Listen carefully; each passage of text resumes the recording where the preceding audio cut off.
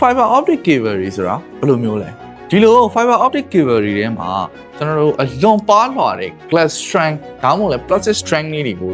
ထည့်ထားပြီးတော့အလင်းနှုံးနေနဲ့ကျွန်တော်တို့က data တွေကိုပို့ဆောင်ပေးတာဖြစ်ပါတယ်ကျွန်တော်တို့ပုံမှန်သုံးစွဲနေတဲ့ electronic data တွေကိုအလင်းအောင်အဖြစ် live wave ပြောင်းပြီးတော့အလွန်လျင်မြန်တဲ့နှုံးနဲ့ဒီကြိုးလေးတွေမှာဖြတ်ပြီးပို့ဆောင်တဲ့အတွက်ကြောင့်မို့လို့တာမန်ကျွန်တော်တို့အရင်တုန်းကအသုံးပြုခဲ့တဲ့ copper cable လို့ခေါ်တဲ့ကျွန်တော်တို့ကြီးနှန်းကြိုးတို့ကျွန်တော်တို့ဖုန်းကြိုးတွေမှာအသုံးပြုခဲ့တဲ့ copper cable တွေအလွန်လျင်မြန်တဲ့10ဆအလွန်လျင်မြန်တဲ့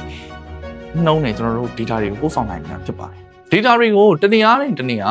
အများဆုံးပို့ဆောင်ပေးနိုင်တဲ့အတွက်ကြောင့်မလို့ကျွန်တော်တို့ video call live stream တို့ gaming စတဲ့နေရာတွေမှာ performance ကောင်းကောင်းနဲ့အသုံးပြုနိုင်သလို bandwidth တွေအကြီးမားဆုံးရှိတဲ့အတွက်ကြောင့်မလို့ကျွန်တော်တို့အိမ်ထဲမှာကျွန်တော်တို့အသုံးပြုတဲ့ device တွေနဲ့တပြိုင်တည်းချိတ်ဆက်ပြီးအသုံးပြုလို့ရတယ်။ဒီပညာသစ်တွေဖြစ်တဲ့ metaverse တို့ video 8K resolution ရနိုင်တဲ့နေရာတွေမှာကျွန်တော်တို့ fiber cable ကမရှိမဖြစ်လိုအပ်နေတာပဲဖြစ်ပါတယ်optical fiber တွေဟာပုံမှန်မြန်ဆန်ပုံမှန်စိတ်ချရာပြတ်တောက်မှုနေပြီးတော့စိတ်ချလက်ချအသုံးပြုနိုင်မှာဖြစ်တဲ့အတွက်ကြောင့်မို့လို့အခုပဲ 5G internet plan နေနဲ့တင်း internet ကို upgrade လုပ်လိုက်